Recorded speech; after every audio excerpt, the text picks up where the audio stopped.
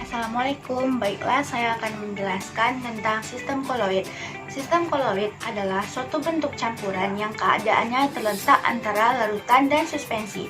Contohnya yaitu lem, jelly, dan santan.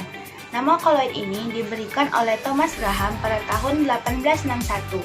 Nah, apa sih perbedaan antara larutan, suspensi, dan koloid? Mari simak video berikut ini.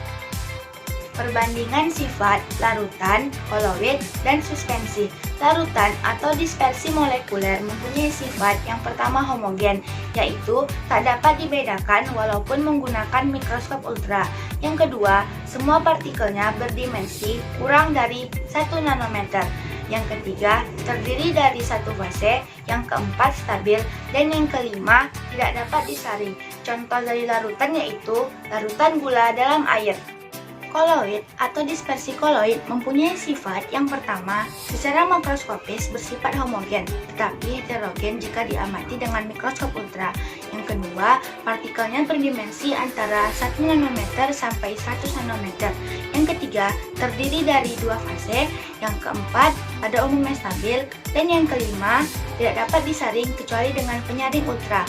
Contoh koloid yaitu campuran susu dengan air. Suspensi atau dispersi kasar mempunyai sifat yang pertama heterogen, yang kedua salah satu atau semua dimensi partikelnya lebih besar dari 100 nanometer, yang ketiga terdiri dari dua fase, yang keempat tidak stabil, dan yang kelima dapat disaring. Contoh dari suspensi yaitu campuran tepung terigu dengan air. Pada sistem koloid terdapat dua fase, yaitu fase terdispersi dan fase pendispersi. Fase terdispersi adalah zat yang fasenya berubah, sedangkan fase pendispersi adalah zat yang fasenya tetap sama pada sistem koloidnya. Berdasarkan fase zat terdispersi dan pendispersinya, koloid dibedakan menjadi tiga, yaitu koloid sol, koloid emulsi, dan koloid buih. Koloid sol dibedakan menjadi tiga. Yang pertama sol padat, yang terdiri dari fase terdispersi padat dan fase pendispersi padat. Yang kedua sol cair, atau disebut juga dengan sol, yang terdiri dari fase terdispersi padat dan fase pendispersi cair. Yang ketiga sol gas, atau disebut juga dengan aerosol, yang terdiri dari fase terdispersi padat dan fase pendispersi gas. Koloid emulsi dibedakan menjadi tiga. Yang pertama emulsi padat, yang terdiri dari fase terdispersi cair dan fase pendispersi padat. Yang kedua emulsi cair, yang terdiri dari fase terdispersi cair dan fase pendispersi cair.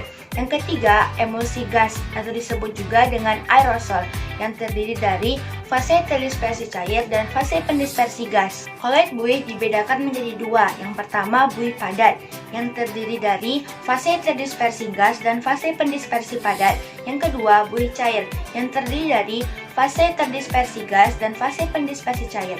Untuk lebih ringkasnya, mari simak tabel di samping ini. Untuk contoh aerosol padat yaitu asap dan debu di udara. Untuk contoh sol yaitu sol emas, sol belerang, tinta, dan cat. Untuk contoh sol padat yaitu gelas berwarna dan intan hitam. Untuk contoh aerosol cair yaitu kabut dan awan. Untuk contoh emulsi yaitu susu, santan, dan minyak ikan. Untuk contoh emulsi padat yaitu jelly dan mutiara. Untuk contoh buih cair yaitu buih sabun dan krim kocok. Untuk contoh buih padat yaitu karet busa, batu apung, dan styrofoam. Sifat-sifat koloid. Yang pertama, efek Tyndall ditemukan oleh John Tyndall, seorang ahli fisika Inggris. Yang dimaksud dengan efek Tyndall ialah efek penghamburan cahaya oleh partikel koloid. Contohnya terdapat pada sorot lampu proyektor pada bioskop dan sorot lampu mobil pada malam berkabut. 2. Gerak Brown ditemukan oleh Robert Brown, seorang ahli biologi Inggris. Yang dimaksud dengan gerak Brown adalah gerakan partikel koloid yang bergerak terus-menerus dengan gerakan zigzag dan arah tertentu. Gerak Brown ini membuktikan kebenaran teori kinetik molekul. 3. Elektroforesis, yaitu pergerakan partikel-partikel koloid dalam medan listrik ke masing-masing elektrode. Maksudnya ialah koloid yang bermuatan negatif akan bergerak menuju anode, dan koloid yang bermuatan positif akan bergerak menuju katode. 4. Adsorpsi, yaitu peristiwa penyerapan muatan oleh permukaan partikel koloid. Sifat absorpsi ini dapat dimanfaatkan dalam pemutihan gula tebu, penjernihan air, norit, dan alat pembersih. 5. Koagulasi, yaitu peristiwa penggumpalan atau pengendapan partikel-partikel koloid. Hal ini terjadi akibat tidak stabilnya sistem koloid. Contohnya, penggumpalan susu yang basi dan telur yang direbus hingga membeku. 6. Koloid pelindung, yaitu koloid yang ditambahkan ke dalam sistem koloid agar menjadi stabil, berfungsi untuk menstabilkan emulsi yang disebut emulgator. Contohnya, penambahan gelatin pada es krim dan penambahan koloid pelindung pada cat dan tinta. 7. Dialisis, yaitu proses penghilangan ion-ion pengganggu dengan cara menyaring menggunakan membran semi permeabel. Dilakukan dengan cara memasukkan dispersi koloid ke dalam kantong semi permeabel dan mencelupkannya ke dalam air mengalir. Contohnya terjadi pada proses pencucian darah. 8. Koloid liofil dan koloid liofob. Koloid liofil adalah koloid yang fase terdispersi suka menarik medium pendispersinya. Jika medium pendispersinya air, disebut hidrofil.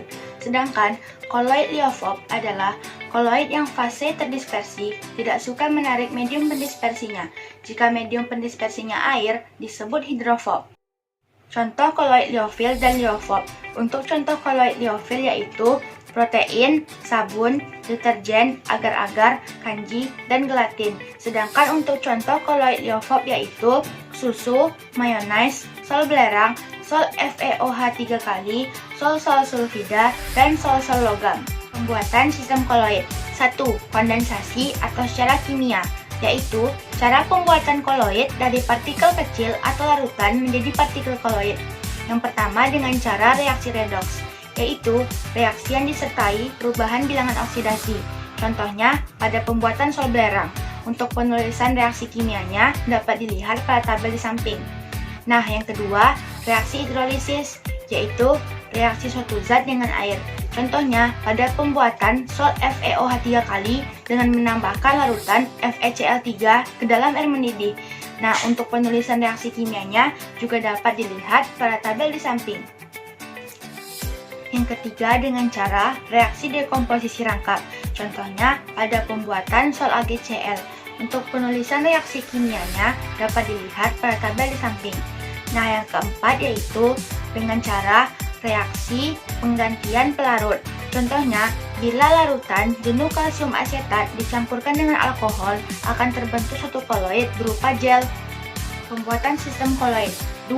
Dispersi atau secara fisika, yaitu pembuatan partikel koloid dari partikel kasar atau suspensi.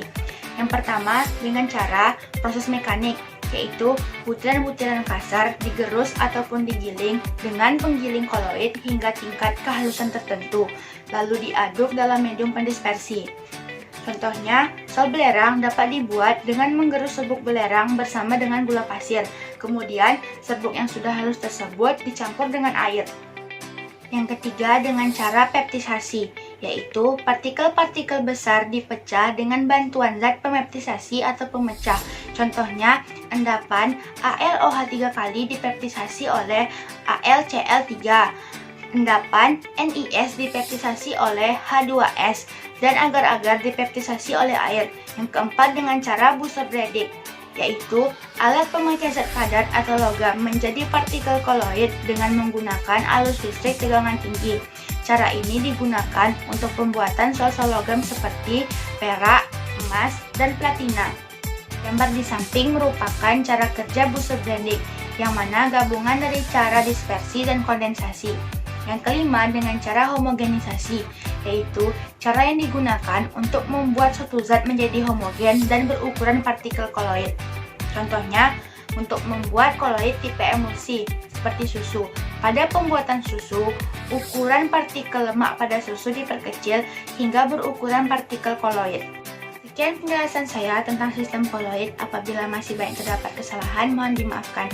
Wassalamualaikum warahmatullahi wabarakatuh.